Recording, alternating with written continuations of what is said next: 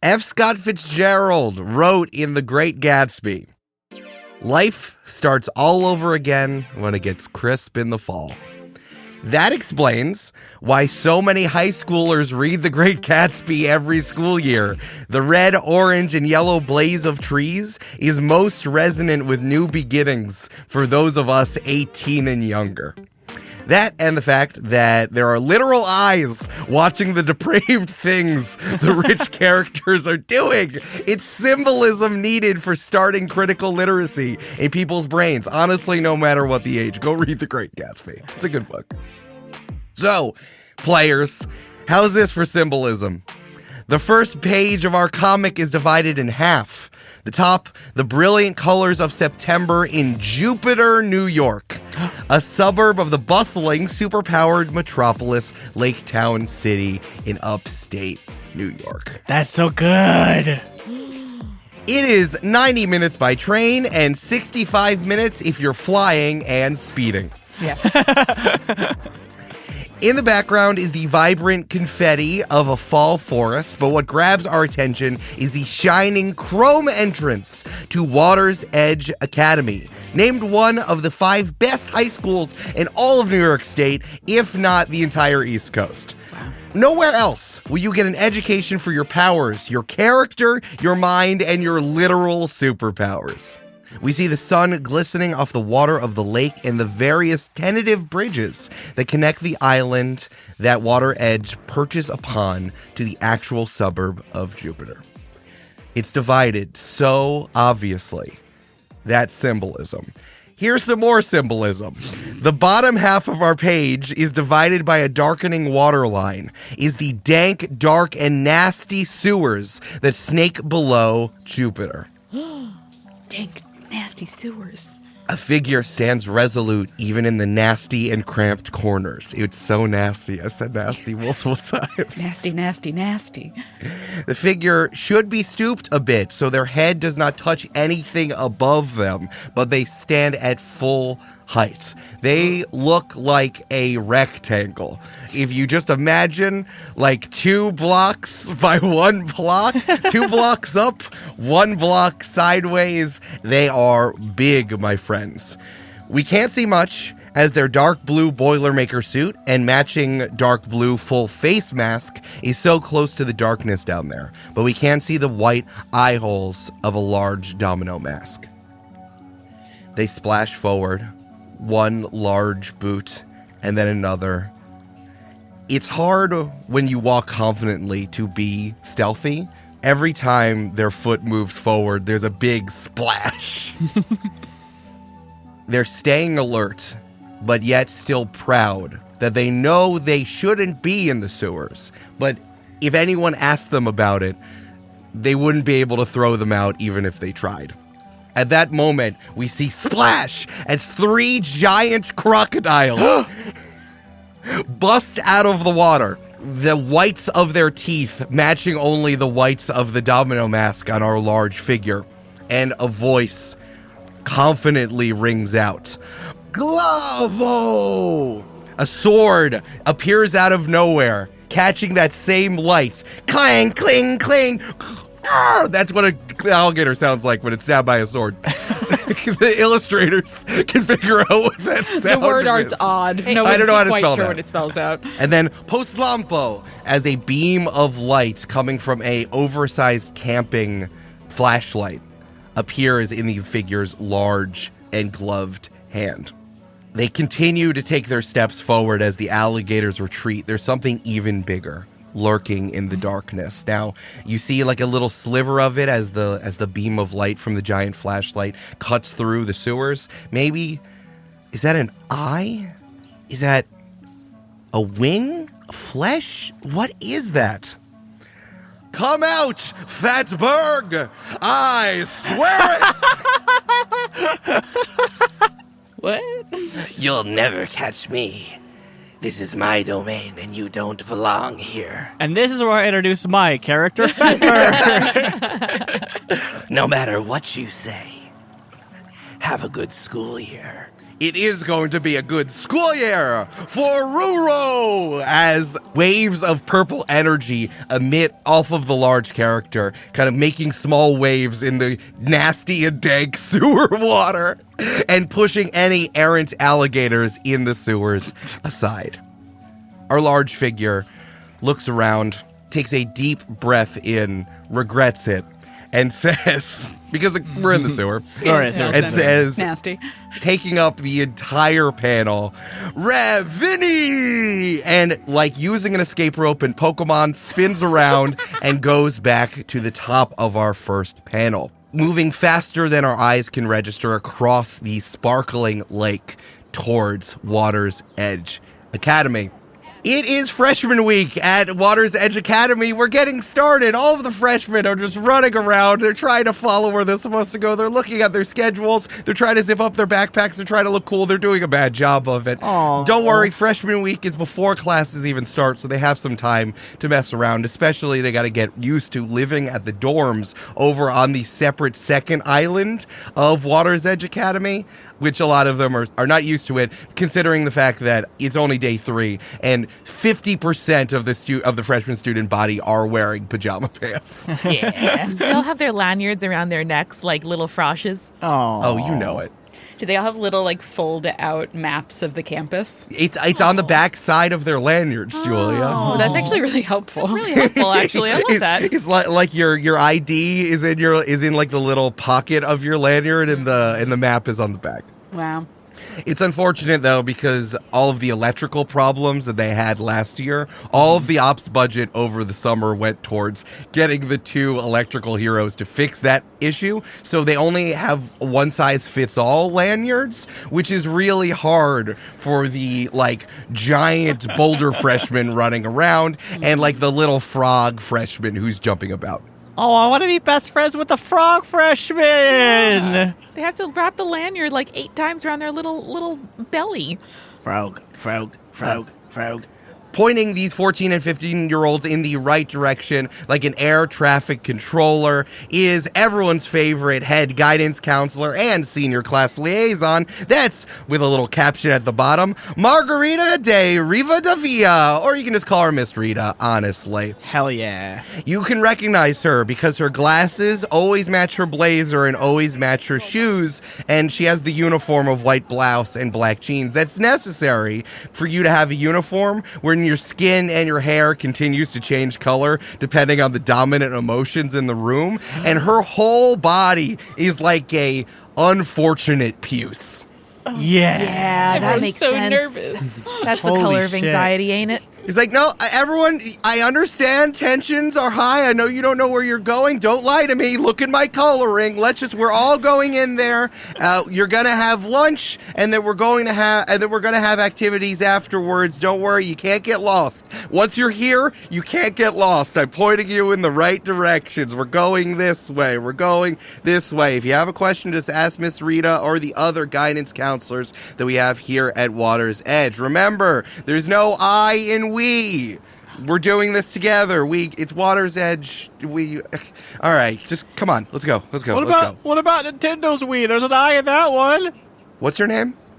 Frog. Frog? I got my eye on you, Frog. Frankie Frog. Frankie Frog, I have my eye on you. Miss Rita, if you cut off one of the legs of the W and then you make it stand up and you give it a hat, then there would be a I and we. I'll listen to you if you keep walking, but I need you to talk and walk at the same time. Keep going. Come on, let's go. Oh no, you stepped in mud. Trips over their pajama bottoms. Ah! No. And I'm not late. The dark blue wearing figure from the sewers stops spinning and lands next to Miss Rita, using their incredible bulk to help Miss Rita point folks in the right direction.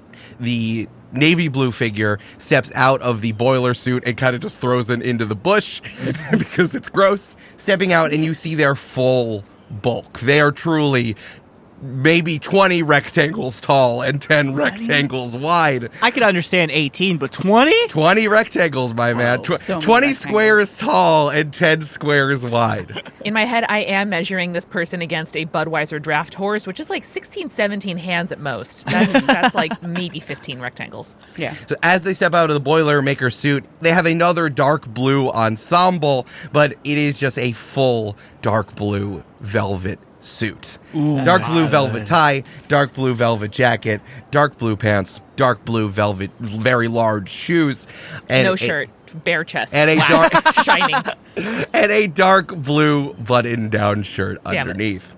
If you have questions for me, just direct them to Miss Rita. I'm doing principal things. That's me, Wordsmith. Ooh. Now you are peeking every time you use this voice. Should I turn down your game? Ha! Nope, he's fine.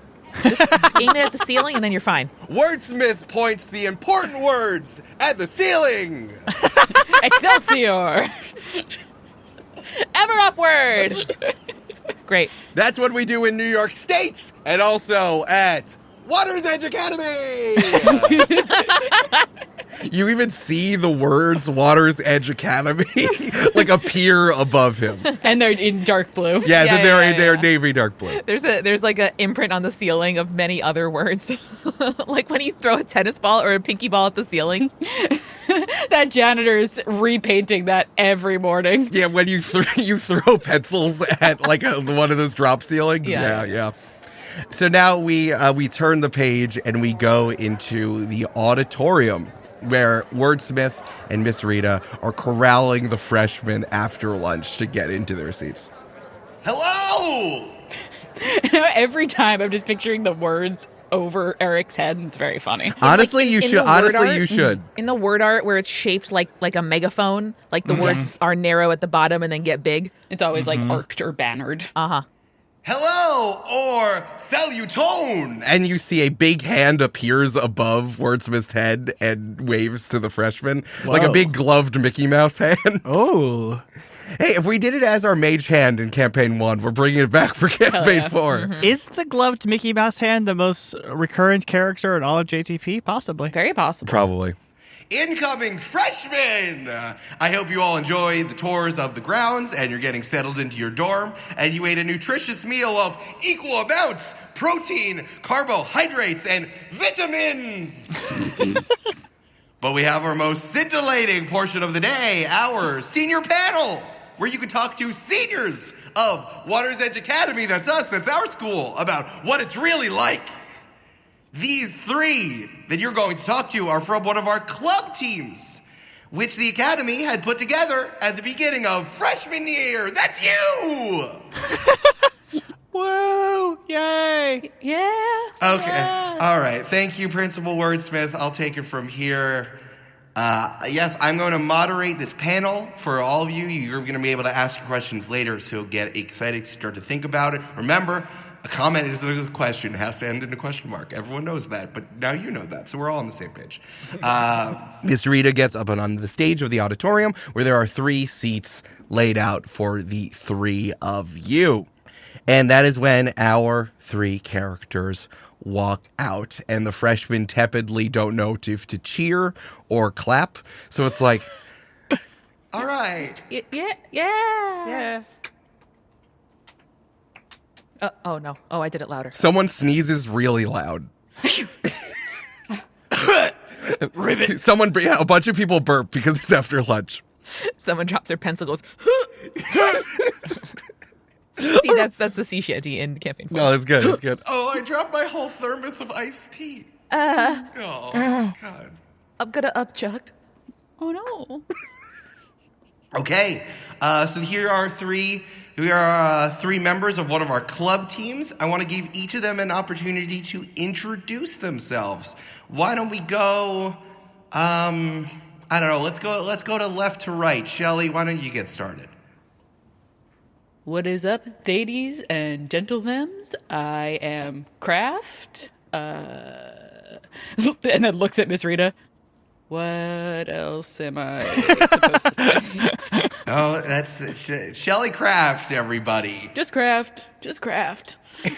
And then we cut to the splash page. This is Julia's character, Shelly Craft. Shelly Cray. Hey. Julia, why don't you start, and we're going to do this for each one of the characters. Why don't you just start off by describing what Shelly Craft looks like, and then we'll get into some of the stuff on your playbook. Yes. Craft is a hulking 6'8", gray-green skin. Oh? Shaved, like as close to the skin as possible, white hair. You can kind of still see the lobotomy lines underneath the shaved head. Oh. Now, how appropriately did you dress to talk to freshmen, and how many, stitches do we see because of that? You can see a decent amount of stitches, probably not the ones on the shoulders, but definitely the ones on the arms here, and the ones attaching the neck to the chest. Sure. It gives décolletage a whole new meaning, for sure. Yes. Craft is wearing the outfit that she always wears, which is just torn up blue jeans and a green, pink, and black drug rug. Drug rug? What does that mean? Like a stoner sweater. A stoner poncho with a kangaroo pocket. Google it very quickly, Brandon. You'll see exactly what I mean. Drug rug. Drug rug. Probably you and your skater hoodlums wore them. Mm-hmm. Oh, yes. Yes. What do you call that, Brandon? I'm just curious. We didn't have a great word, but I would say poncho. It's so funny. That's not a color combination I've seen before. Green, pink, and black, and I love that you have that. That's awesome. I have a beach blanket that is those colors in that same fabric, so I was like, that's what Shelly would wear. That's sick. I'm pissed that someone has named a character after Mary Wollstonecraft Shelley, and it wasn't me. Yep, there you go. And just her hands are shoved into the front pocket of the poncho, and is like, sup? That's what she's saying on the splash panel. It's a 2-page splash panel, and it's a beautiful image of her, and then it just says, sup. The highest res image we do. This is like when they announce new characters in Super Smash Bros. Yeah. It was the glossiest JPEG, and Shelly Craft is saying, sup. Oh, and also, you can smell the weed on her. She was in the hallway smoking and then came into the auditorium. Sure. That weird smell. Miss Rita saw your eyes and made you speak first. Every other freshman looked at that freshman who said, what's that smell? And was like, what the hell are you doing, dude? Who are you? All right, let's talk about your playbook. Remember, playbooks are what we use to define different character archetypes here in Masks, like a class. So, Julia, tell us a little bit about your playbook and what that means for your character. Yeah, so Craft is actually the Scion playbook, and I'm going to read what Masks writes for the Scion, which is, you're the child of a true villain. Not a creation, not an acolyte, just their friggin' kid. And when anyone who knows looks at you, all they can see is your parent. You don't even matter. Well, screw that. You're out to prove yourself as someone different from them. And how better to do that than to be a superhero? Ah, so good. And what are Craft's pronouns? She, her, baby. Hell yeah. A hulking 6'8" she-her. You love to see it. With a shaved head. We love to see it. We're fucking with the gender as much as possible today. Now, did you say the neck was attached? Mm-hmm. As in, glued and or stitched? Stitched. Okay, cool. Now, Brandon, go ahead and think of sort of your classic Frankenstein's monster. Uh-huh. Shelly Craft, baby. Okay, cool. Hell yeah, dude. That's cool as fuck. I love it. Let's talk about the special thing that you get as your Scion. Let's talk about your lineage, Julia. Mm-hmm. We got some questions here that you had to figure out while making your playbook. Can you tell us a little bit about your dad, about your villain parent? Yeah, my dad is a mad scientist character. I believe Eric and I agreed on Dr. Prometheus. Dr. Prometheus. That's good. That's oh my good. God. All the scientists love being incredibly on the nose because there's a doctor out there called Dr. Cassandra Morrow. And he's like, well, fuck that. I got to pick something better. He and I have, I would say, a relationship full of denial. Oh. I'll leave it at that. No, tell me what that means. What does that mean? We'll say that Dr. Prometheus is currently in prison. Yeah. Oh, God. Okay. And we don't really talk. Yeah. We don't talk that much. The thing about the Scion class is that your villain parent needs to be very good at what they do. Mm-hmm. I suppose that Dr. Prometheus made alongside of what's going on with Shelly Craft, also has a weather controlling machine Yes. that he used to great advantage, probably for an entire year. Yeah. And he's currently in villain prison for doing that, but like he is at large and incredibly powerful and good at what he does. Like he is not a goofy mad scientist like Dr. Morrow. He is like a real deal. He's a real deal baddie. I can't believe you would say that about our beloved Dr. Morrow, Eric. I mean, would you say that like how much of a threat to national security is Doc Brown? You know what I mean? The other thing, too, that they ask is they have an array of abilities, assets, and strengths. What are some of those? I've chosen diabolical machines and unrivaled genius. For sure. Again, mad scientist vibes. Now, Julia, would it be rude to ask if craft is constructed or born? Yes, it would be. Sorry. I will say only for the playbook. Because the literal line that Julia said is like, this is not a creation, this is not like a minion, this is their literal child. Obviously, Shelley Craft has Frankenstein vibes. There's obviously something that Dr. Prometheus sees her as like progeny, very explicitly. Yes. For sure. Not asking Shelley Craft the character, but what Mask says is what Yes. what I'm defining. Sure. Also, hey, the answer might be both. Really. You can You say. can say. True. Hey. Here's the fun part about what's going on with you. What are your superpowers, my friend? So, Shelley Craft's powers are electrokinesis and regeneration. That's so cool. That's so sick. Now, for everyone else out there who thinks they know what electrokinesis is, but may not, definitely not me. Mm-hmm. Could you maybe define what that means? Yeah, right now, the way that it manifests for Shelley, at least, is the ability to manipulate and produce, like, lightning effects, pretty much. Effects or like lightning? I don't think that there's much of a difference between the two. Okay, cool. Not in her mind, at least. A lot of electricity, a lot of shouting lightning bolt as you're doing what you're Lightning doing. bolt. Lightning Lightning bolt. bolt. Lightning bolt. Lightning bolt. I think we've hit on some of your backstory questions now that we know who your supervillain parent is. Who told you about your parents' true nature? Oh, can we do a little scene, Eric? I for would that? love, Julia. I would love to. Okay, everyone hop into the scene. I feel like it's 8:30 in the morning. Mm-hmm. You literally just woke up. Mm-hmm. And you have, what does your room in Dr. Prometheus's scary lab base look like? I think at this point it is incredibly stark and very sad. It looks like a prison cell. Truly. You wake up when you wake up, you look at the clock, it's 8:27, and there is no one in this big lab. Usually there's minions running around, there's weirdos wearing white coats, there's at least a robot butler or two getting some sort of drink for someone at some point, and certainly Dr. Prometheus stomping around thinking about something and yelling out towards a toady who's writing down everything that he says. But there is truly no one or nothing. It is so quiet.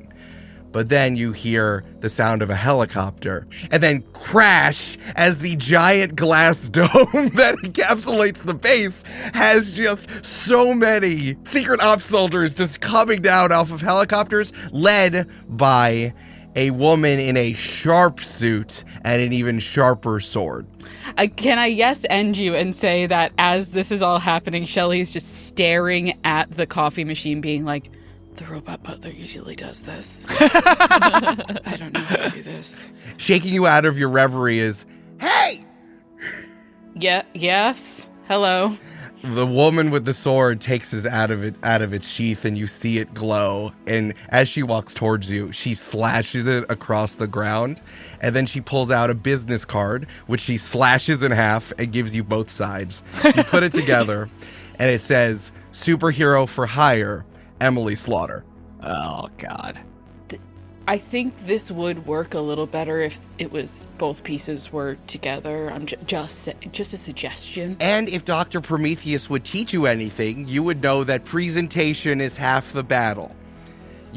Let me help you. Okay. You want to go in a helicopter? How cool is the helicopter? It's very cool. I should know. I made the budget. Okay. Damn, I missed Emily. So I think this leads into the next question. Why did you turn from your lineage to become a hero? I think we're going to all touch on a similar question. And I feel like that question is more like, what got you to Water's Edge Academy in the first place?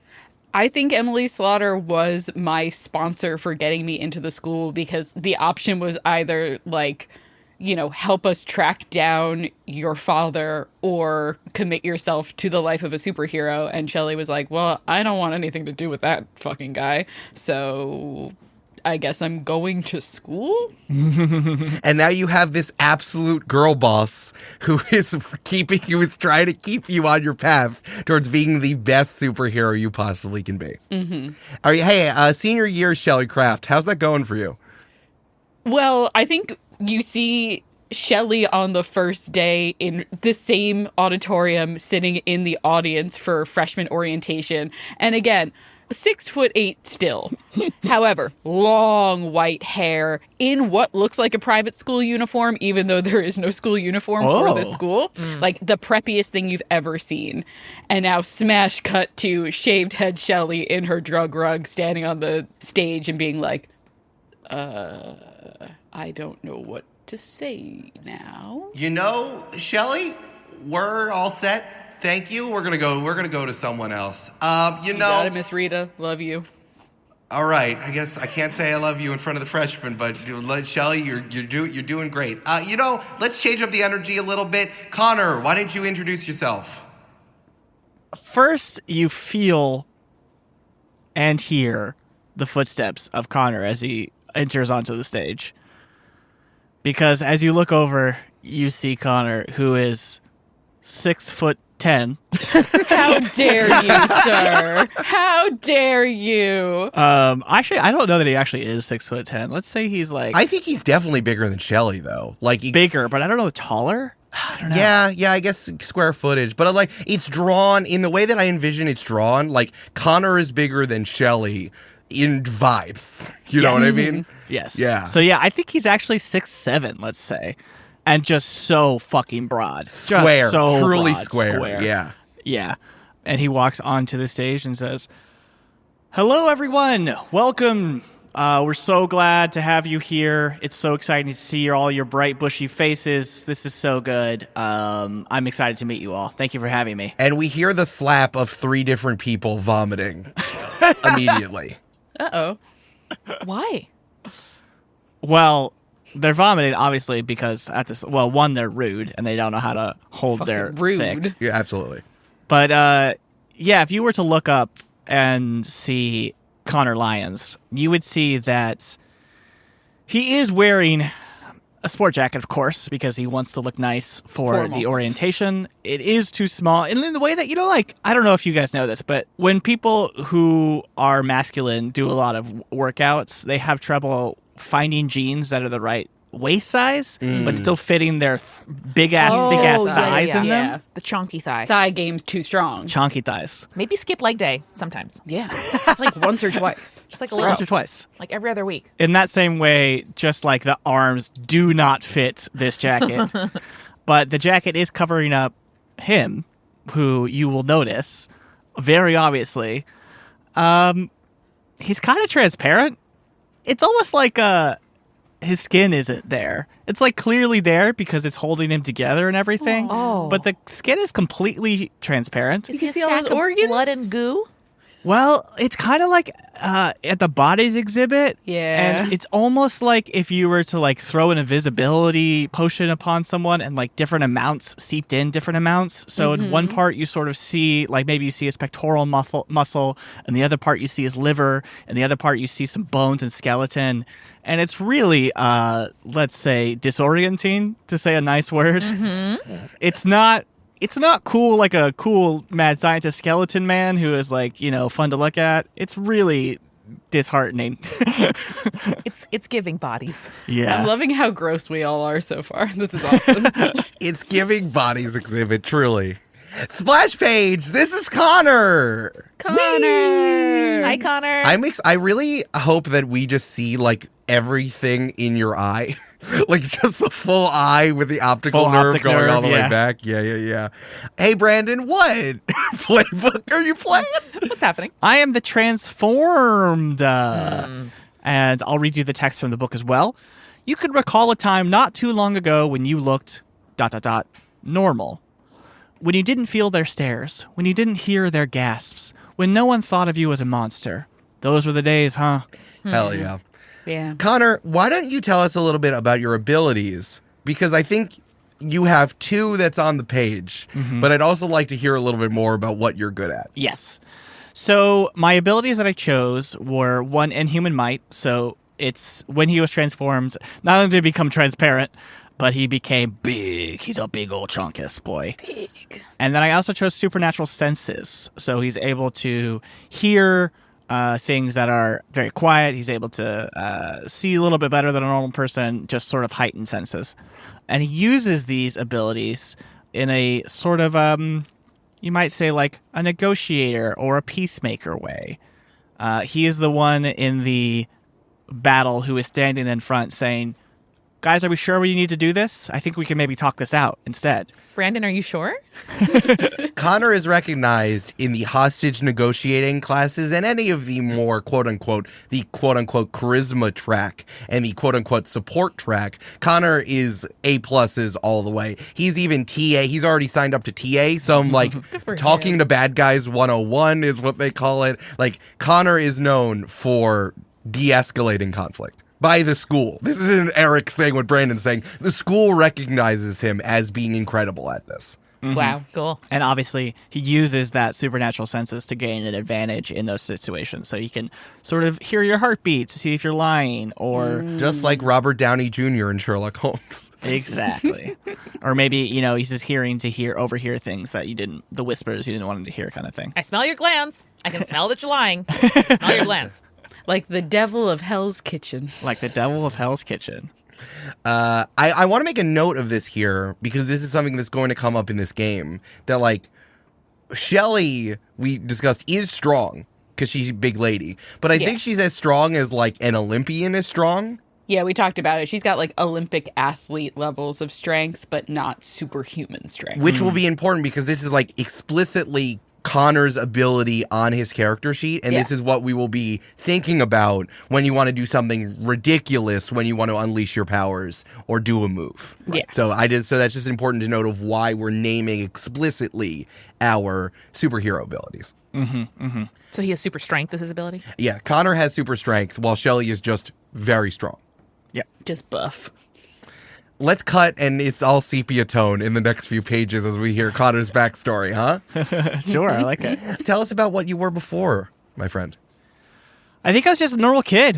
I was that sort of kid in the group who, was trying to always keep the peace between, fighting friends, sort of the dad of the group or the mom of the group, that kind of guy. But just otherwise normal, Did we say what age you were when you changed? We didn't, but I would assume probably 10, 11. I just love you being the dad of a group of like ramshackle 10 and 11-year-olds. You know what I mean? It's so good. I mean, everyone else's, hormones as they're entering puberty are going off and getting, hot-headed and short fuse, whereas Connor has always been the one to sort of try to de-escalate the situation and make everyone happy. Connor, how many boys did you kindly tell about deodorant? So many. So many. He still does. He asked his mom if she could go to the store and get little like travel size sample deodorant so he could hand out to his friends discreetly. So nice. You still do that now, don't you? Yeah. You ask the nurse to buy some so you can give it out. I mean, it'd be weird to do that in high school, but I think definitely to For a freshmen. 14-year-old. Yeah. Oh, I feel like you would definitely talk to the nurse and be like, hey, so not sure what our stance is on birth control here, but you should definitely just have some sample deodorants like in the student lounge, just like there. Yeah, I was going to say instead of deodorant, it's more like condoms and other forms of birth control and maybe like extra notepads and pins just in case they need them, But also, to be fair, you have extraordinary human senses. So when they stank for you. That's fair. And respectfully, as a summer camp counselor and teacher of 15 and 16-year-olds, you should still be giving out deodorant. Some of them stink. That's fair. Yeah. All right. Well, hey, let's get sad. What happened? No! Why? It's 2025. I don't need this. Yeah, when did you change? What caused it is what I mean. Well, my story is sort of, and maybe you tell me if I can do this or if this is not okay, but I think I might be sort of playing off of Julia's character a little bit, maybe intertangle some things here. Oh, Please. sure. But at one point when we were growing up, as young boys often do, they're sort of like proving their coolness, their toughness, their smarts to each other. And so obviously someone dared one of my friends to break into Dr. Prometheus's lab, maybe. Oh, shit. I'm sure he has like bunkers all over Lake Town City, and I'm sure there's also one in Jupiter as well. You could probably sneak in, and Dr. Prometheus has like a satellite bunker somewhere, yeah? Yes, Yeah, definitely. That is canonically true. True. Obviously, this is a bad idea, not only because labs are dangerous, but also because it's a supervillain's lab. And he was trying to convince him to not go through with this, but there was no convincing this particular friend. And so he decided, well, if you're going to do it anyway, I'll just go with you to make sure you're safe. He did that. Something went terribly wrong when they broke into the lab. Some vial, some laser gun, some... Yeah, you got zapped with something, probably. Something, yeah, was about to hit his friend. And so he sort of pushed him out of the way and took it instead. Oh. And he got transformed. So in that moment, you got real big, real strong, and patchily transparent. Cool. Wow. Exactly. Such like those really like resonant panels in Watchmen of Dr. Manhattan coming together. Like I just imagine that one panel where it's just like the fibers of Dr. Manhattan The walking nervous around. system, yeah. Yeah, I love that so much. I have this picture in my head of, like almost being like covered in a Nickelodeon gack. Yeah. Where like it's just like dripping from my head down as they become more and less transparent in different spots. Uh-huh. I'm also like picturing in my mind the like 90s shape of Strong Guy from X-Men. Yeah. You know who I'm talking about? Where it's just so big on top and so tiny at the Oh, bottom. so triangular. Yeah. Yeah. A Johnny Tsunami situation. Okay, great. So yeah, here's the next question. Who outside the team is helping you understand your new body / why are you at Water's Edge Academy? Yeah, and I think another thing I want to play off of, and again, tell me, Eric, how you feel about this, but the idea is that I have an aunt who I was not particularly close to, but a normal aunt, and her job is maybe dispatcher at the Hero for Hire company, maybe? Oh. So she works with heroes, she likes heroes, she appreciates what they do for the community, she's a big supporter of superhero rights, all that kind of stuff. But at that same time, my aunt's sister, my mother, my parents never really loved superheroes. They thought they were pretty grotesque. They thought they weren't good for the city, they're good for the community. Not big fans. Obviously wasn't a problem until their son became a super. And let's play out that scene right now. Okay, let's do it. No, we're not. In my head, it's like, it's very sepia tone. And when you told me that, I'm like, yeah, these people, your mom and dad, believe you're dead. They do not believe that this creature is now Connor. Right, exactly. It's hard for them to, it's hard for them to think that is even possible anymore. Like, that Connor just died in the bunker. Yeah. Wow. So he turned to his aunt, because obviously she was very supportive of him, and she used the hookups, the people she knows, to get him into Water's Edge Academy. So he could both live there and not have to deal with the parents day to day, but also because he needed to be trained and educated and help other people like he wanted to. Yeah. I don't have a name for my aunt, so Julia, if you think of one, let me know. I was thinking, no, I keep going to Spanish because I keep doing I also it. was thinking Anita, so I'm not sure if that's helpful. I was saying like Anita Tigre because we got lions and tigers, Honestly, that slaps. right? That's really fun. Anita Tigre, I would be best friends with right now. Yeah. She also doesn't have to be my actual quote-unquote aunt. She can just be my Yeah. mom's best friend or whatever, Yeah. too. But yeah, whatever. Yeah. I think that works. I just don't want to play someone who's not white because I don't, No. No, you're totally fine. She'd But be married to someone named Tigre. oh yeah, Yeah. her husband's from Spain. Yeah, totally. Anita Tigre pulls strings. She not only pulls strings, she's the one conducting the strings, my friend. Oh, yeah. I mean, she's like head manager. Like, she runs the team of dispatchers. She's not just like a dispatcher. COO of Heroes for Hire. So she has the connects to every super almost in the city. Wow. Well, this is my next question. Why don't you just hide yourself away?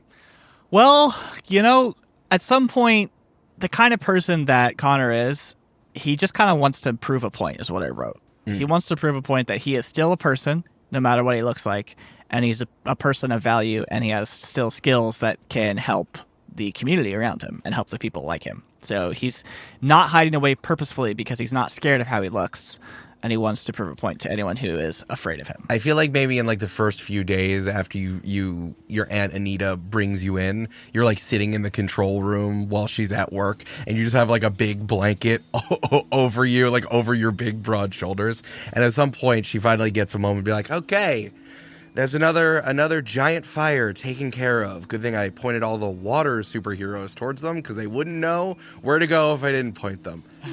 How you doing, Connor? You good? You need anything? I can get you a sandwich. I can get you a big sandwich. Yeah, I mean, do you have sandwiches? I would love a Yeah, sandwich. I can get you a sandwich. I can get you whatever you want. Do you have like a orange juice? Yeah. Listen, Connor, you can ask for whatever you want. You know, just because. No peppers. Great. This is great. You know, kid, I know you can't see it right now, but this might be something really good for you. And a lot of people are going to tell you it's bad, but all you have to do is show them how good you are at it, and then eventually they'll believe you. I know that because it worked for me. Yeah. And I know it's going to work for you. I mean, I guess the best thing about being transparent is that other people will also see me that way. That's Wake. all right. Okay.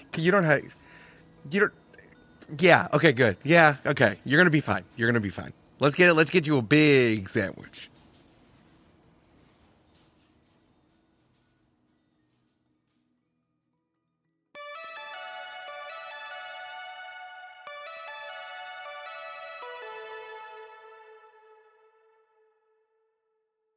Hey everybody, it's Amanda. You know that incredible noise of a needle hitting a vinyl record where it's like silence but it's full of texture? That is how sinking into this midroll feels. And now for a totally unplanned segue. Haha, just kidding. I have big news for you. We recorded a special episode from Laketown City in the Camp-Paign 2 universe on vinyl. That's right. Surprise, folks. We recorded a full vinyl episode, pressed that into a 12-inch Chad Green vinyl disc, and now you can only hear our shenanigans on this vinyl episode of Join the Party. Let me describe this physical object to you because it's beautiful. So starting with the cover art, Join the Party listener Kevin V absolutely kills it with an extremely gorgeous illustration of Volcani, Killanova, and Multi-Tool, plus their clones playing the marriage game. Yes, that is the plot. And yes, that is what we asked Kevin to illustrate. And lo and behold, here it is. There's also such a cute little sleeve within the vinyl case, like the thing that the record actually goes into, in gorgeous Camp-Paign 1 purple with little Januaries hopping all around. Seriously, so cute, so cute. Trust me when I say you want this physical object. I'm obsessed with it. I'm going to put it on my wall to the end of time. We only have 100 of them, however, and we are not going to print any more. We have 100. It's just going to be 100. There's not going to be any more. So you got to get yours now at jointhepartypod.com/merch. But don't worry, if you want a record and don't have a record player, because we love you, every purchase comes with an MP3 of the episode so you can listen without buying a record player. Folks, this is the first ever vinyl episode of Join the Party. It is limited edition with a full color vinyl, full color jacket, and special record sleeve at jointhepartypod.com/merch. Get yours today. Thank you and welcome to our newest patrons who helped us get 17 people closer to our goal of 50 new paid patrons. Remember, once we hit 50 new paying patrons, you are going to get a second one-shot from the Derby. That's a full one-shot we play out fully from the One-Shot Derby to Character Creation Universe. Thank you to Eric from The River is a Bird, Samantha Eleanor Ward, Cecilia W., Freya, Alla Selisyov, Dominic Cooper, Jillian Jenkins, Recon, and Nicole. We are only able to make this show to do things like spend 5 months planning, recording, and creating a final episode and more because of your support on Patreon. Hey, did you notice the gorgeous art here for Campaign 4? Did you notice Brandon's absolutely incredible theme song, which Eric wrote the monologue for? It's so good. We can only do that stuff and pay the people who help us make our art even higher, like Allyson on cover design and Talia on video, because of your support on Patreon. So help us help you make more Join the Party and make it even better by becoming a paid member on Patreon. That's patreon.com/jointhepartypod. There is so much happening at Multitude right now. Spirits is also rockin' and rollin'. This is, of course, the history and comedy podcast focused on everything folklore, mythology, and the occult, hosted by Julia and me. We cover everything from the mythological origins of major franchises like Lord of the Rings, tropes like the villain in folklore or the elderly detective or witch figure, and everything in between, including modern urban legends and a roundup of all kinds of werewolf tropes or mermaid tropes from all around the world. If these subjects interest you, come on and join us. You can dive into any of the 400 plus episodes we've released over the last 8 years, or just start with the newest one at spiritspodcast.com.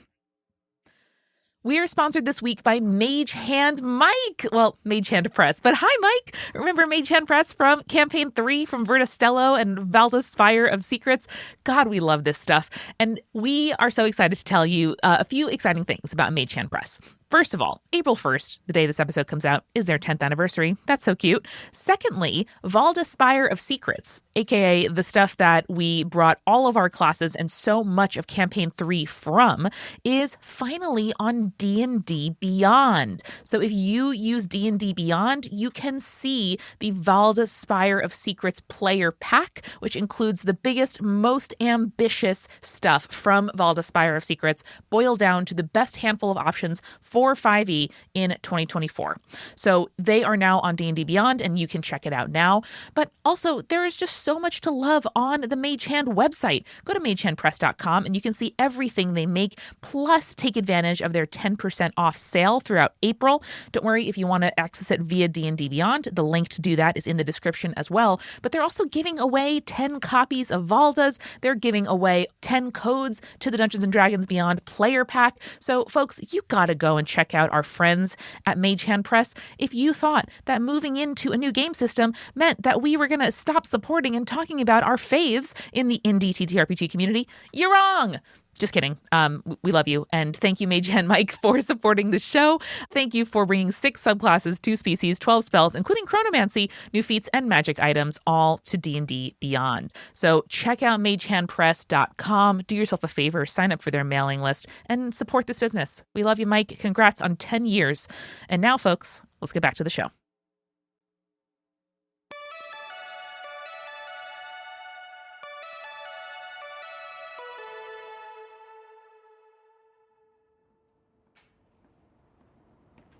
Back in the auditorium, Ms. Rita says, Connor, do you have any advice for the freshmen? Just right off the bat, anything you can think of?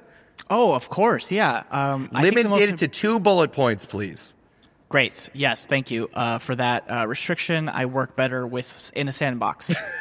I think the most important thing, folks, friends, is that you open your ears and your hearts to the information that we're going to give you. Really soak it in. Oh my God. That's so gross. The camera flips to the audience and you see a freshman who's a sponge.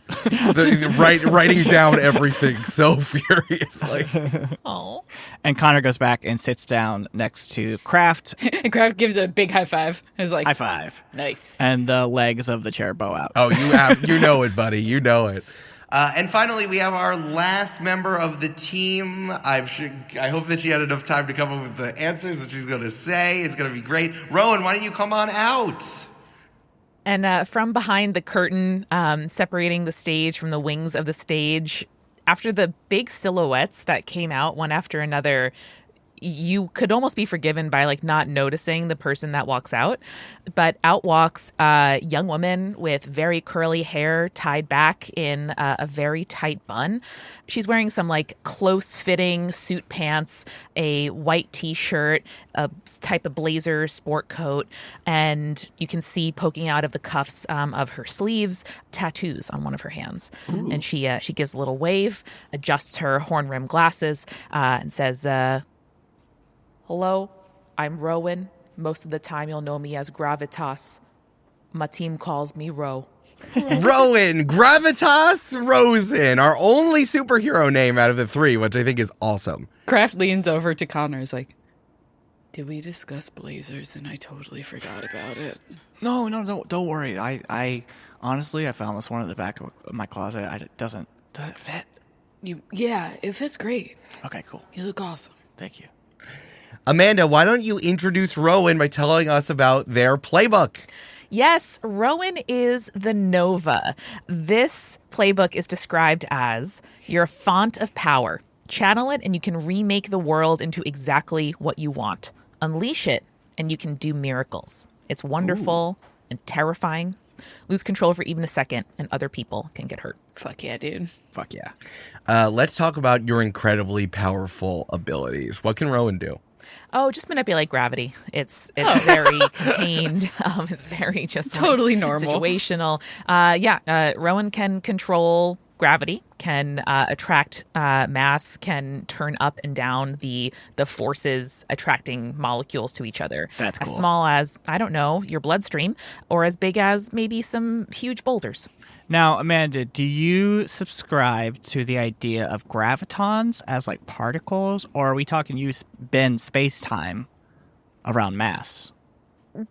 Rowan would prefer not to really get into how big that power could go, but fundamentally, everything is attracted to everything. There are weak bonds of gravity between every electron, every molecule, every cell in the universe. Cool. And Rowan knows about every single one all the Hell time. yeah, dude. This I want to underscore for the Nova, Rowan being so incredibly powerful. The main thing that the Nova has is called burn. Most of the other playbooks just have like specific playbook moves.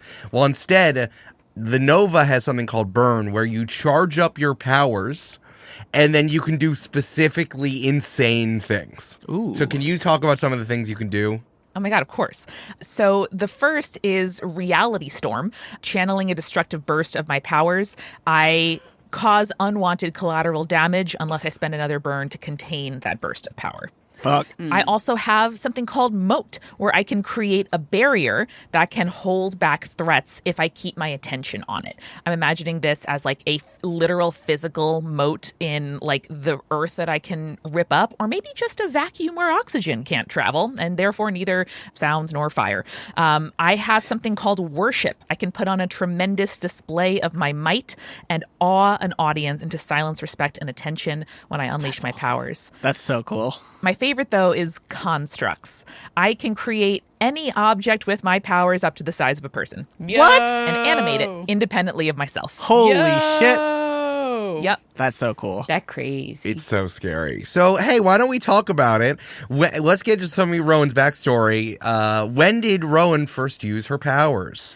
Rowan is a child of the Lower East Side. She grew up in an old tenement in a rent-regulated, like 9-room warren of an apartment that, 30 people used to live in the 1920s. Her parents are both professors, one of physics, ironically enough, and one of art. And she just spent her childhood like popping around all over the Lower East Side, going to museums and parks and making friends with the pigeon lady outside and the dim sum vendor that she preferred, until she started volunteering at a synagogue, where one day she was there cleaning up a basement, going through some archives, going through some photos, and something about being in a basement 3 or 4 stories under Manhattan with an exposed bedrock of the island of the earth triggered something in her. And she was maybe like 10 or 11, and suddenly the entire building started shaking, and the damage to the foundation was so severe that they ended up having to close it for years to raise money to reinforce the foundation to make the building habitable again. The next question is, who was the first person you accidentally hurt with your powers? I assume some stuff fell on some people. Some stuff definitely fell on some people, and the young cool rabbi who was really nice to her actually broke his leg because he was on the stairs and fell over the banister when the building started shaking. Oh. He was really nice about it, and she's never forgiven herself. So who outside the team helps you control your powers / why are you at Water's Edge Academy? So as soon as she possibly could, Rowan lied to her parents, said she wanted to go to a Jewish high school, and moved upstate. And the person who helped her do that was that same rabbi who she injured. And he helped, because he has a powered sister, helped her to go to Water's Edge. And she has not been home in 3 years. Damn. I think Principal Wordsmith got the letter of recommendation from a rabbi, and it was like, this is the first time clergy has recommended students. Clergy recommended you see, students. yeah, there's like images of a rabbi, a priest, an imam, like a witch, all just like illustrating his points. Yeah. He's like, we usually don't admit students until they are 7th grade or older. Why should we let you in? Rowan. I am quite small and don't eat much food. I can be really helpful if there's any landscaping challenges, like to move a boulder, or maybe you want to make like a raised bed somewhere. I volunteered at the garden back at home, and I'd be happy to help. Also, I'm fairly certain that without your input, I might fundamentally change some of the physics of the universe. So I just kind of think that for everyone's safety, this would be a good call. I saved $200 from volunteering at the Y. I love this 11-year-old being like, I might fundamentally change the universe. In Principal Wordsmith's office, there is a dais with a very large, old, leather-bound book on it. And while Rowan is speaking, it opens itself up and flips the pages. And Principal Wordsmith looks back and says, "Good enough! Okay!" Now, is Wordsmith making these words above him in fiction, or is this in the page on the comic? No, great question. Principal Wordsmith can conjure objects from his words. They literally exist in the reality of our story. Cool. That's Okay. so cool. I mean, Principal Wordsmith says this. I didn't mean to pull over in the middle of Rowan's backstory. It's so cool. Principal Wordsmith. But Wordsmith's book is the Libro de Liberico, an ancient tome about wielding the power of words. It was written by Lango Tortillo, a poet, philosopher king from a forgotten civilization destroyed by other peoples for how utopic it was. Now, using this book, Wordsmith fights for justice, goodness, and making the world a better place, also while giving students a good education. And he studied and read the book and understands it backwards and forwards, and by giving it the proper emphasis, you can make it do whatever you want. That's Cool. really cool. That's awesome. But of course, you can't see.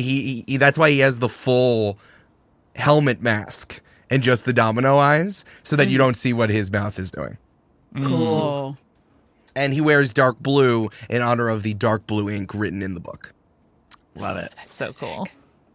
Hey, listeners at home, might I recommend having a DM who has a master's in English? At one point. Pew, pew, pew, pew. Critical literacy, symbolism. Pew, pew, pew, pew. Can I try? Yeah. Symbolism! Feels great. It feels great. Then you see Dr. TJ Eckelberg's glasses just hanging out, just eyes following us for the rest of the recording. Final question here. Why do you continue to use your powers? This all has to be for something. And Rowan has considered what would be safest for the world and has concluded that anyone with this kind of power must be needed at some point in the future. And she doesn't know why and she doesn't know where, but all she can do is try to be helpful and ready for when that time comes. So she has a lot of things that she does to keep herself ordered and calm and disciplined and prepared. Down her left arm, she has a tattoo of tefillin, the prayer. I think you described the American previous campaigns. Yeah, it's a box with a leather strap on it that you put on one arm and you put it on your head. There's Jewish symbolism reasons in it. There's like prayer inside of the box. That's where Gary Gygax stole the idea of a lich's phylactery. But specifically, so it's like black, like almost ziggurat-esque box, and there's a long leather black strap that you wrap around your arm 7 times. Yeah. Down to the middle finger on her left hand. So the tattoo goes all the way down from the inside of her bicep where the box is tattooed all the way down to her finger. She has tzitzit, the prayer strings, tattooed on her hips. And it is pretty metal for a 17-year-old to have tattoos like that. But that makes her skin marked. And she always wears something that looks alternately appropriate in like a lawyer's office, maybe even a funeral home, because it's important that she takes herself seriously. Cool. All right, so Miss Rita says, okay, so let's get started. Before we go into do's and do nots about our school, I want to talk to the 3 of you about being grouped together in a club team. Now, club teams, for all the freshmen out there, the school decides if there are 3 or 4 students that would work really well together. We try to group all of you during these first few weeks, so freshman week into the first weeks of school. And I remember when we identified the 3 of you during your entrance exam, being able to work well together. So can you, listen, they just did their entrance exam a few months ago. What was it like for you?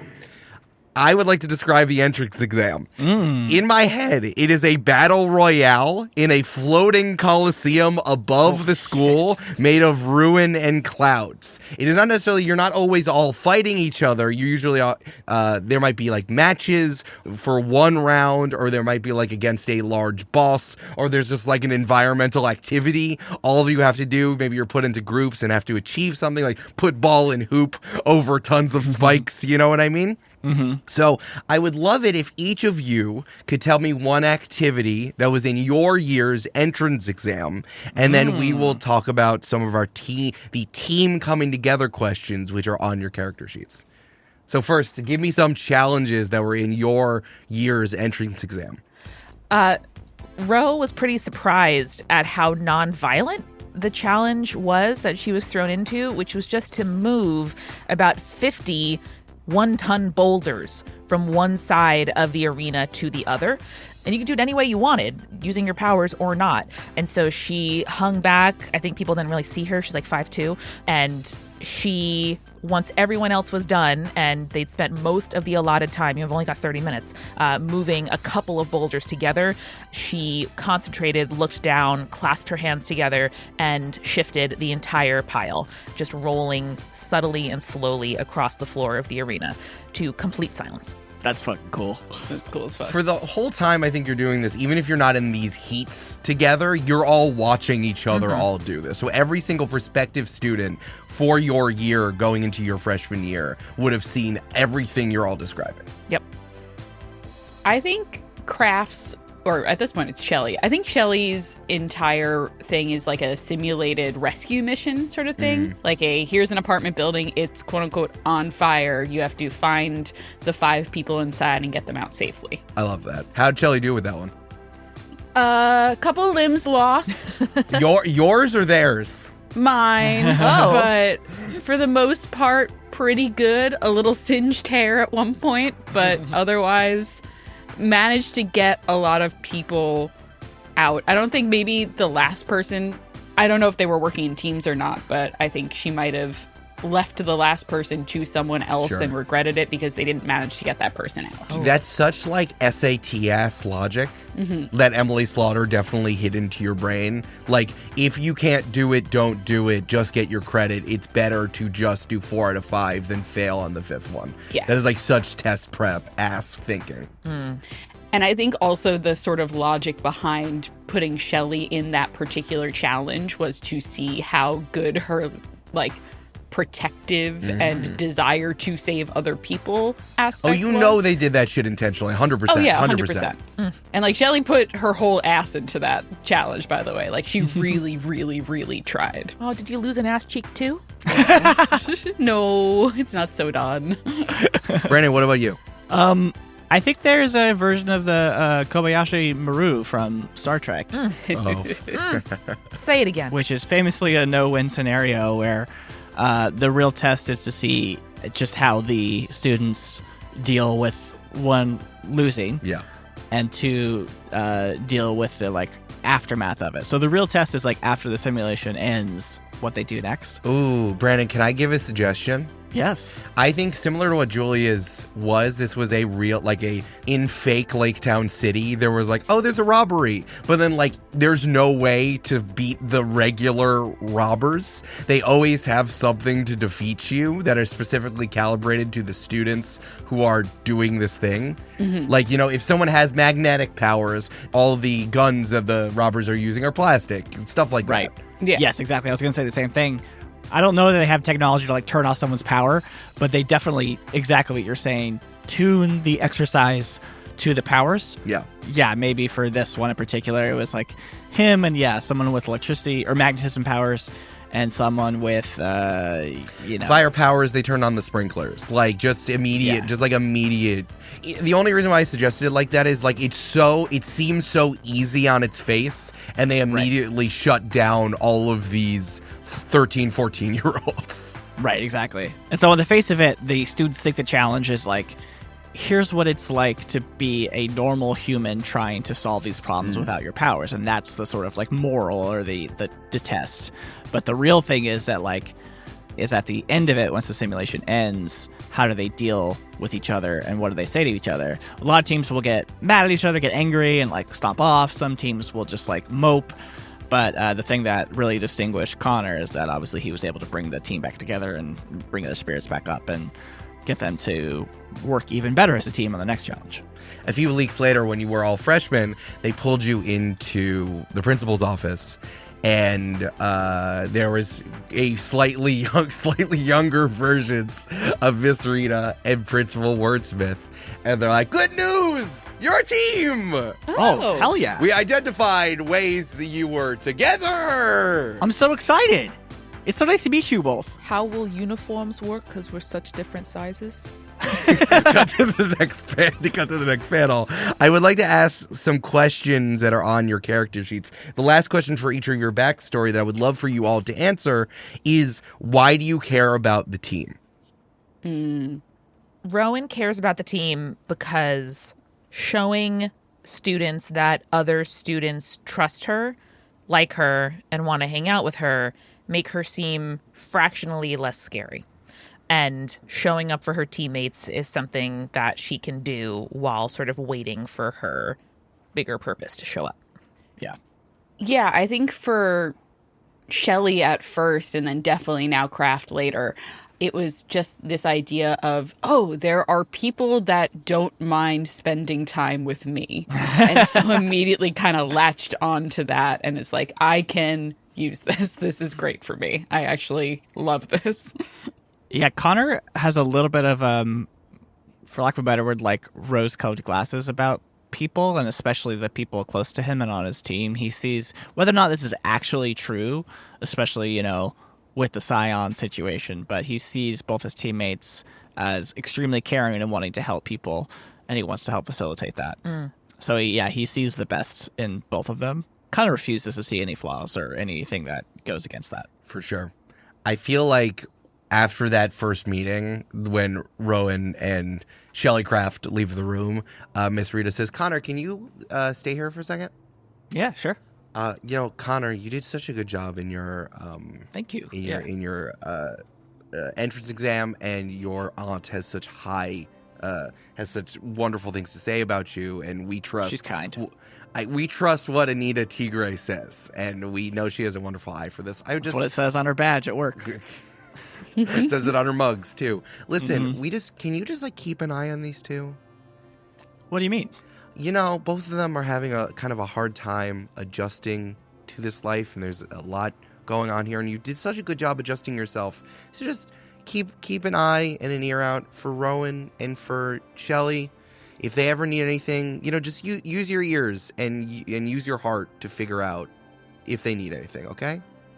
And just if you ever have a question of what to do with the two of them, you can always come to me and I can help you out. I'd love to know just how things are going with the team. We can check in every month or something.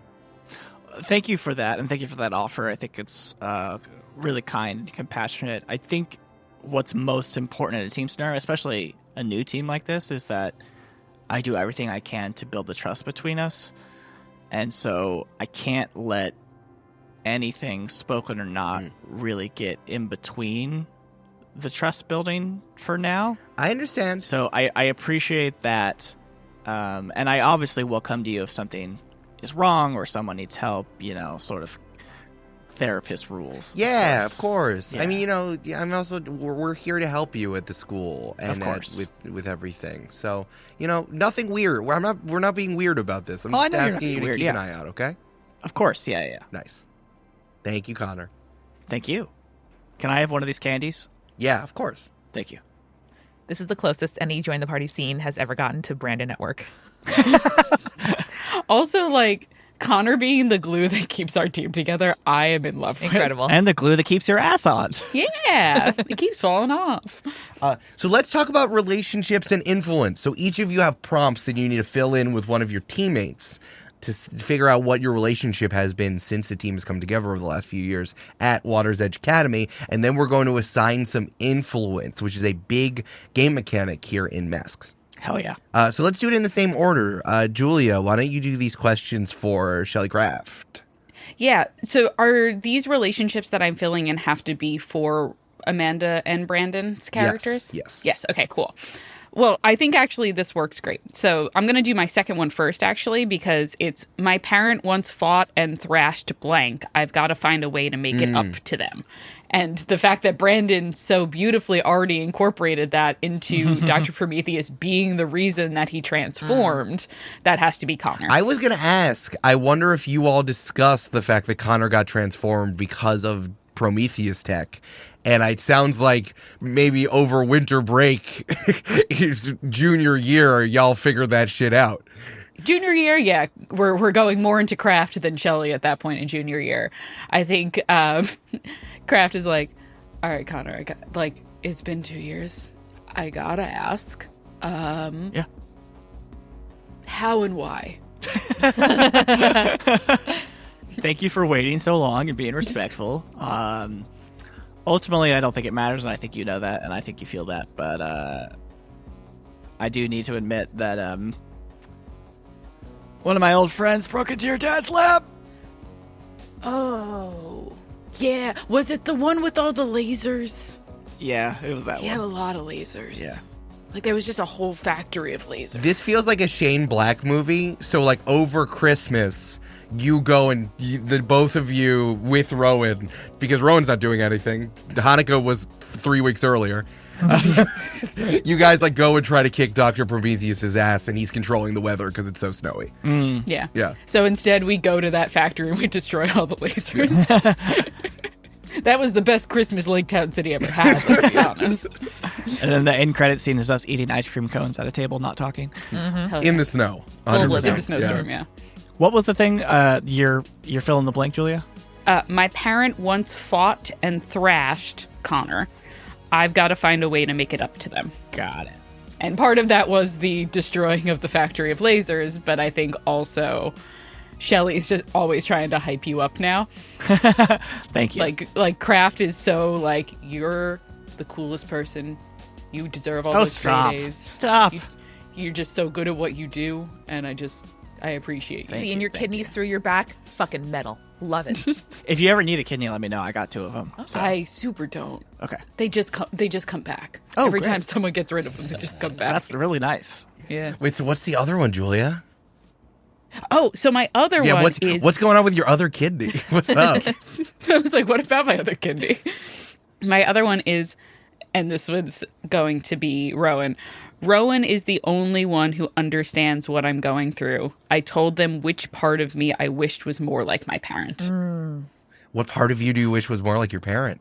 I think this also can be an interesting catalyst in the burnout of Shelley into Craft. Yes, so this is important. The Scion specifically has to work so hard to be as good of a hero as their villain parent is a villain. Yes. But Shelley, now Craft, is an absolute burnout. Tell us about that. And I think part of it is there was a lot of pressure from Emily Slaughter for the first 2 years being at the school because she had staked her name onto mine in like recommending me at the school. So like her reputation is on the line in terms of how Shelley is doing. There's a lot of like object lessons of saying my parents are dead, I'm an orphan, my sibling's soul is in this sword, blah blah blah. The least you could do is do well on your chemistry test. Wow. And I think that there was a real like moment where Shelley really broke down and was like, it would just be nice to not care what other people think the way that Dr. Prometheus does. Mm-hmm. Junior year, baby, taking the SATs, worried about your rankings. It's absolutely wild. Yeah. So I like that. Like now you're embracing your burnout here in the beginning of senior year. It's a lot of like Craft now having a really in-depth conversation with someone and then pausing and being like, I'm sorry, I'm really high right now. Incredible. Connor, let's do your questions, buddy. Yeah, so mine are blank comforted you when you were at your lowest and blank knew you before you changed. So I think based on what we've just talked about, it has to be that Rowan knew me before I changed. Mm-hmm. And my thought is that, and I was just thinking about this earlier, is like, I think Connor, as part of his studies, is really trying to learn about, one, learn a bunch of different languages so he can speak them to people who don't speak English, and two, probably learn just more about religions, and so he can know without having to ask about people's belief systems. So I'm sure at some point he visited the synagogue. I love Connor learning Yiddish. Yeah. Being like, hey man, what if we get all messed up and we're in a place for some reason where everyone still speaks Yiddish? Yeah. Mm-hmm. In emergency rations, what combinations of foods do I need so that everybody can eat something? Yeah. Mm-hmm. Mm-hmm. I want to make that distinction. It's like, it's not that he's like efficient and organized and like prepared for everything. It's that he's emotionally the peacemaker. Yeah. Yes. Yeah. Yeah. Like he would not be the one to get everyone the correct amount of supplies or whatever. Gotcha. Like he would make that mistake. But Okay, good. But yeah, so I think he definitely visits the synagogue, whether that be or maybe a combination to learn more about the religion, but also maybe one of his friends went there and he went to a youth group night or something. I don't know. Hebrew 101. Yeah, exactly. In New York City too, like it's still a treat for LTC kids and the suburbs of LTC to go to New York City. So for sure. Yeah, exactly. Cool. So that's that one. And then, yeah, I think Craft comforted me when I was at my lowest. I'm imagining that late nights are pretty hard for Connor, just in general. And so I'm sure there was a really stressful week of freshman orientation where like, yeah, you're doing the exams and you're studying and all that stuff and everything sort of gets to you. And I'm sure one night after maybe like a training session or something late, Craft is like, let's go back and smoke. And Connor doesn't smoke, but he hung out. Craft goes, okay, you don't smoke. Do you want a little gummy though? Would that be good? I love all of this being like junior year comforting each other because junior year sucks so much. Exactly, yeah. I got mushrooms. You want a microdose? Like what's... I need to emphasize to all probably non-American and Canadian listeners that like junior year is the single most stressful thing that happens to humans outside of childbirth. Mm-hmm. It is so stupid that we make 16 and 17-year-olds maintain their entire social lives in regular school, but make it the hardest year of school and make them apply to college. Mm-hmm. Yeah. And do the SATs. It's terrible. It is the worst. It's like every A level, every standardized test, every university application and prep, all in the same 4 months. And there's no help for any of it. No. No help for any of it. And you have to learn to drive. It's a lot. a lot. And there's junior prom. And Connor is like, thank you. A microdose for me would be like more mushrooms than you have in your apartment. So like, I'm just gonna have this like tabbouleh that I brought, if that's cool. Okay. Connor is definitely into world cuisine. Sure. But yeah, I think as the evening gets later and later, at some point he just starts like breaking down because he's thinking about the stress. And I think Kraft just like takes the book out of your hand. Is like, absolutely, we're done with this. This is not happening anymore, and we're gonna go to sleep. So we have serotonin in the morning. Takes the tabbouleh, gives him a piece of pizza. yeah, and he obviously confesses all the stress with his parents and stuff, and all the difficulties that it actually is to be transparent. Yeah, and Kraft's like, my dad's in jail, so like, I get It's perspective. It's perspective. Yeah. He doesn't talk to me, but for different reasons. He sends me robots to say weird coded messages to me and thinks I know Morse code. I don't. So if you see a drone, just tell me. There's a drone holding an umbrella that's doing Morse code at you out the window. And Kraft just points at it and electricity shoots it out of the sky. Amazing. And then they have a really nice hug, and Kraft's arm pops off. Yep. They don't come off that easily. If Connor pulls them off, maybe. Oh, maybe. Yeah, that was a big hug from Connor. All right, Rowan, what are your relationships? My first one is I hang out all the time with Kraft to blow off steam. I think similar to yours, Julia, Kraft and Rowan both understand how necessary it is for other people to approve of them and to show that they are people that other people hang out with in a way that Connor just doesn't get because he is so earnestly like here for the team and like, why wouldn't someone love my teammates? Yeah. I think Rowan also doesn't smoke, but loves to hang out with you and finds the smell comforting. Hell yeah. It's like one of those things where like you're around someone for long enough where you're like, that's their smell and that makes me happy. Yeah, really. You know?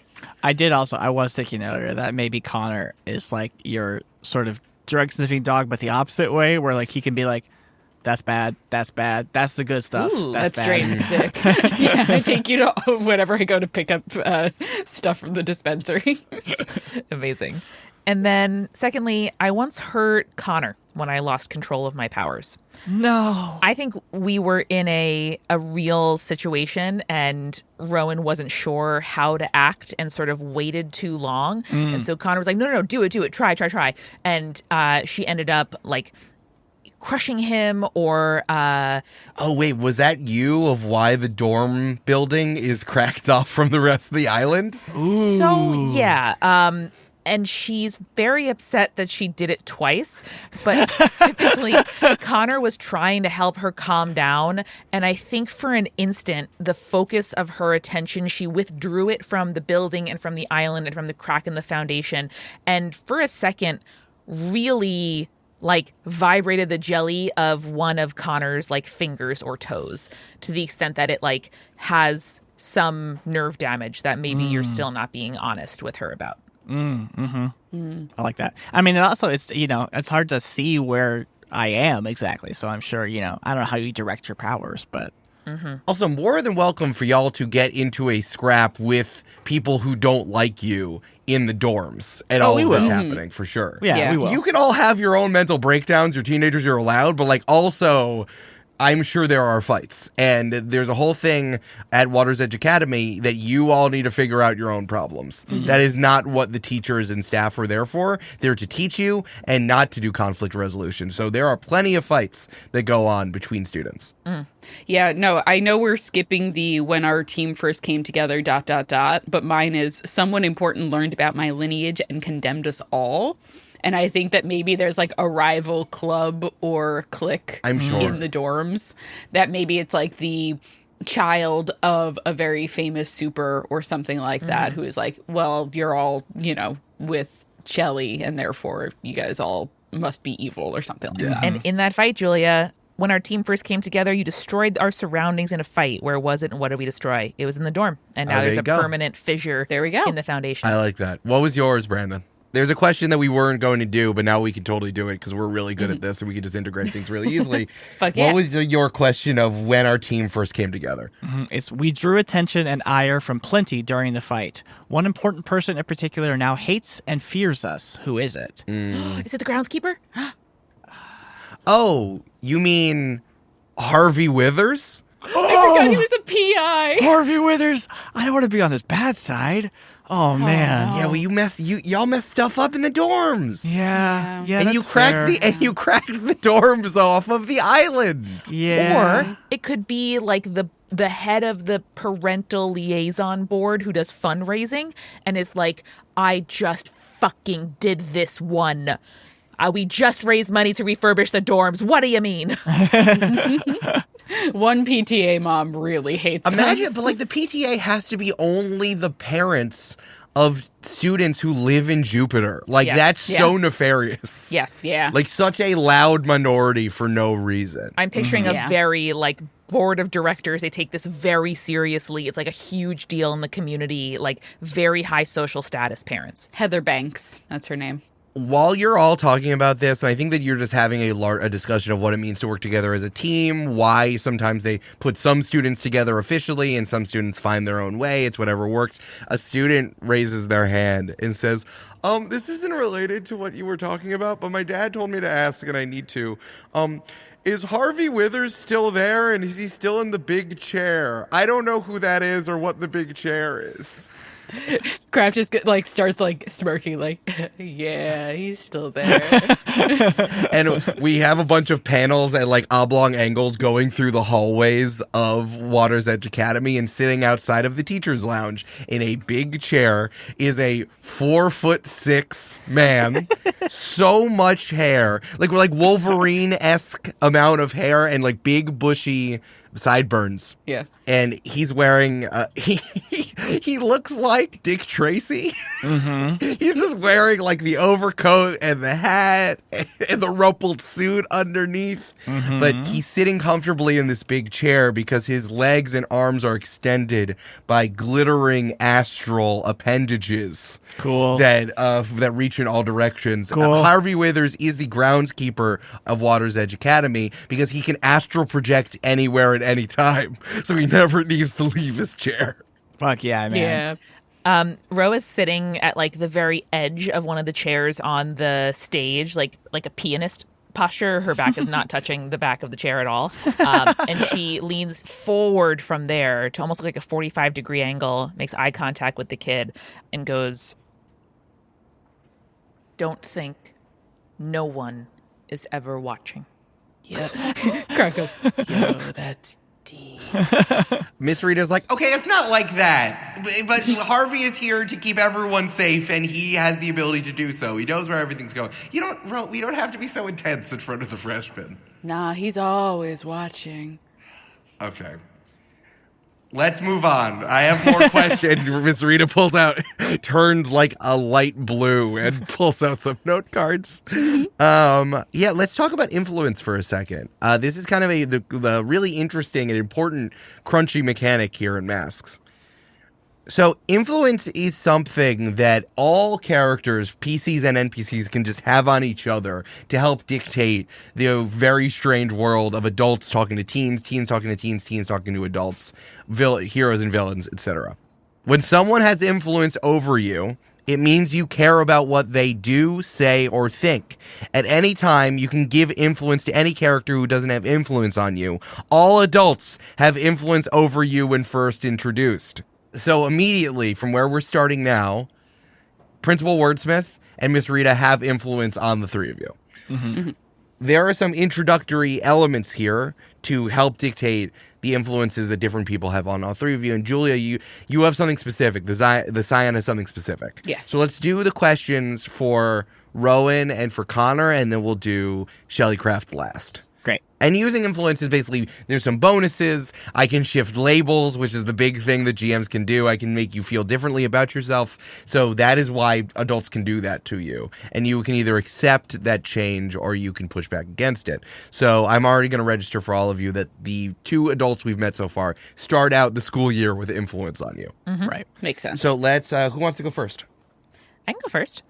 So for the Nova, it says, choose your demeanor, happy facade or locked down. And as you might be able to tell from her fashion and vibe, Ro is locked down. Therefore, I have to give influence to one teammate, and that is going to be Connor. Nice. Ro wants very much to maintain his trust and earn his esteem and be a person that Connor thinks is a good person. Aw. So Connor has influence over Rowan, and conversely, Rowan can be influenced by Connor. They think of it as an arrow that points in a direction. Great. So I have influence over Rowan right Yes. now. Yes. Great. So I didn't realize these were different on each character sheet, which is fun. But mine says, you try not to care what other people think, even if you can't shut everyone out. Give influence to one teammate. So they're going to have influence over me, correct? Correct. Yeah. Yeah, I mean, I think I got to give it to Kraft. I think he would never verbalize this, of course, but Kraft being also physically different just reminds him every time he sees Kraft, every time he sees her, that he is also physically different. So Yeah. That makes sense. All right, let's do this, Julia. Well, mine for influence is this team may be the key to proving you're different from your parent, but you don't want to be defined by your peers either. Give influence to 2 teammates. Oh, so there you you go. don't get influence over me. Hey. And now I have to talk about respect, because this is a thing that I specifically have as the Scion, which is basically, it starts with write down the names of at least 2 other characters whose respect you need to earn in order to differentiate yourself from your parent. You may fill in new names whenever is appropriate. Right now, the 2 names that I have on my list are the 2 NPCs that we've met so far, which is my parents' greatest enemy, which is Wordsmith, and my personal idol, which is Miss Rita. hell yeah. We'll talk why that is later. But How often do you call her mom by mistake? I don't want to talk about it. Only when you're really high. Yes. So basically, it says when you seek out one of the characters named above, roll plus savior. On a hit, you find them where you expected to. On a 7 to 9, they're juggling their own problems and may not have time for you.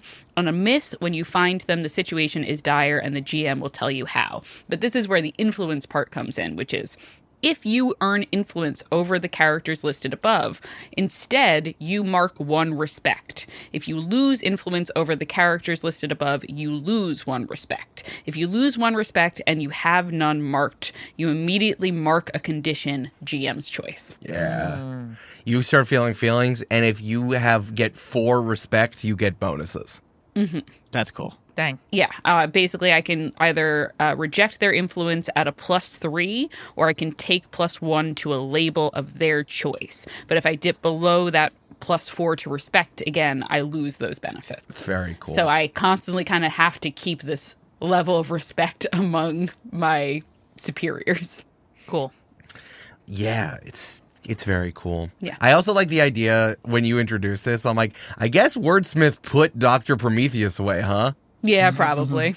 Which is part of the reason why Kraft likes him so much. It's so funny that, like, Emily Slaughter took you away when Dr. Prometheus got put in the big villain prison. I'll come up with a cool name for it, like Darknessburg or whatever the fuck. You said cool, Eric. Yeah, okay, yeah, whatever. And, I think he keeps showing up in Jupiter because that's where you are. And then Wordsmith keeps putting him away when he escapes. Can the prison be called the Cube? Yeah, that's cool. Yeah. It's like a floating cube that's untethered from like gravity, electricity, like full vacuum around it, and it rotates every so often to like keep them on their toes. It's just like floating at the top of one of the highest mountains in the Adirondacks. Yeah, probably. That's cool. true. That's cool. I like that. Okay. That is cool. Yeah. Dr. Prometheus keeps breaking out of the cube and keeps coming back to Jupiter. And Kraft is like, listen, Principal Wordsmith, no shade at all. But he keeps getting out. What's going on? No shade intended, but shade delivered. I love him. An umbrella pops up.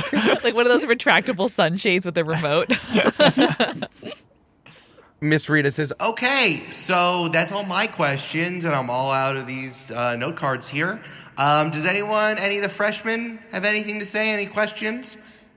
One student with incredibly evenly braided pigtails raises their hand extremely high in the air, like body out of the seat. You with the hand raised. Do you worry about the rankings? I guess we weren't going to get to the end of this without talking about the rankings. Okay. So we discussed this in the world building. This is Eric speaking. Oh, hi, Eric. Hi, But- Eric. Hi. Hi. Honey, this is so fun. I'm having a really good time. I don't think outside, but maybe in the main area of like the main atrium of Water's Edge Academy, there is a big screen that has a running list of the rankings of students at Water's Edge Academy. Now, Miss Rita would tell the freshmen not to worry because they only start ranking starting in junior year. You get plenty of time. They have to gather data on you. They got to see how you work in different situations and compare your grades in freshman and sophomore year, because you don't get penalized in freshman year. It's like your growth from freshman to sophomore year, etc. It's also just too stressful for freshmen to handle. They wouldn't deal with that But well. it's stressful enough for juniors, Brandon. No, but I mean, like, there were maybe incidents where freshmen did not do so well. Yeah. No, that's fair. They changed that in the late 90s where they made it juniors and seniors only. But there is a running ranking of every single junior and senior compared to every other student enrolled at Water's Edge Academy. The rankings exist to have a quote-unquote objective metric for people to understand each other, and that's calibrated through various algorithms from various smart, incredibly big brain mutants, maybe some alien tech in there. Also, your GPA is definitely involved to determine the best students and also the worst students at Water's Edge Academy. This is important because lots of people want to hire Water's Edge Academy students directly into their programs or their companies, or even cities want to have a new resident superhero. And this is the best way to adjust to kind of like understand the success metric of everyone depending, no matter what their powers are. And I also think that the rankings are part of the reason why Kraft burned out as hard as she did in junior year, because I think she tried so hard freshman and sophomore year, and then when the rankings came out, she wasn't in like the top 10 like she expected, and she said, "Oh, this doesn't matter. How hard I tried doesn't matter." Yeah, Okay. I could see you as like 12 in the first week of junior year. And I got an aggressive email from Emily Slaughter after the fact. Yeah, real. And in my head, if you allow me to run admin, to be admin here. Go ahead. At that time when junior year started, Shelley premiered at a 12, and Rowan is now at rank 3. She started junior year at rank 52, but has slowly and surely ascended to 3rd place at the beginning of senior year. I discussed this with Brandon before, and I think that Connor, his entire career, has never shifted away from number 8. Wow. Connor has been 8 for the entire time. Solid like a rock. And Rowan just like has started pretty high and only got higher. Shelley, what number you think you're at now, girl? How many people are in the class? I want to hear the number regardless. Because my thought is top bottom. You know what I mean? Yeah. Like, I think there are 200 students in our grade. oh, then 134. Yeah, for sure. I think that's fair. So I think that when that question gets asked, Miss Rita does the whole thing. Like, don't worry about it. You're freshman. And everything I described, she said like a guidance counselor. But then she turns to the three of you and gives you a look and says, "What do each of you think about the rankings? How much do you all worry about them? And be honest." Shelly immediately goes, it doesn't fucking matter. Connor steps out of his chair in front of Kraft. Her eyes change so many different colors, like a poison dart frog trying to signal things. And to Shelly's you. like getting a little worked up, like, what? Like, why do we even let numbers? Oh, dictate it's fine. what It's our fine. lives Shelly, are Kraft, gonna don't worry be? about it. I got it, It'll be Kraft. okay. It's cool. And, It's got it. It's great. Shelly, It's not good. Everything that Miss Rita said is correct. The important thing for you as freshmen and new incomers into this school is that you worry about yourselves, your well-being. You support each other as individuals and teammates. Don't even think about the rankings for now. Shelly starts laughing, like scoffing in the background, be like, And Connor kicks her, and "Ow!" the chair shifts like 3 feet. My ranking has no relationship to my self-worth. Just to say. And neither does mine. We high five. My hand is so small next to your hand. It's like a baby high-fiving an adult. Yeah. I think like a very small girl with like curly purple hair, like very tentatively raises her hand, maybe in the third row or so. And she's like, I heard that sometimes students' powers change. Does that actually happen, or? We don't have a lot of time to go over some of the superpowered physiology here, but have you all heard that? Has it happened in your experience? Yeah, didn't that happen to Chad? Chad, like, he either like took a drug or he had sex. Well, you hear about this, Rowan? I don't think I'm allowed to acknowledge that either of those things exist. Everyone's sex exists, and you will want. Please don't. You will want to have it. Connor. Yes, Connor. Tell Just- them. If your powers change, go to the nurse. That's all you have to know. Go to the nurse. They will take care of you. It's just, if there's an emergency, deal with it. But if there's an emergency, go to the nurse. And if you're afraid of the nurse, come to me because I'm less scary than the nurse. Yes, I will is say- so strong. Connor also The nurse, not Connor. Oh, I was gonna say Connor keeps a bowl of condoms in his dorm room. If you Okay, ever I think need there's more them. questions. There's more questions. There's more questions. Yeah, I got one. Yeah, please. A different question, please. Yeah, is it weird having teachers who are villains? Like, are you scared of them? Kraft is oddly silent about that one. Rowan, would you like to take this? I would say that no one is inherently good or bad, and it's really about what you do. Beautiful And answer. so when people come to school to teach us about what we should do and how to be good supas, that is mostly a good thing. And it's important to decide for yourself what makes a good person and what makes a good super. So you got to learn from them all, and then you take it in yourself. And much like Connor, when he eats a pizza, you can see the pizza go from the mouth all the way down. You can see that? Yes? Oh, shit. Is it just pizza? Yep. The pepperonis really make it easy to see. It is super weird that it is only pizza for you, though.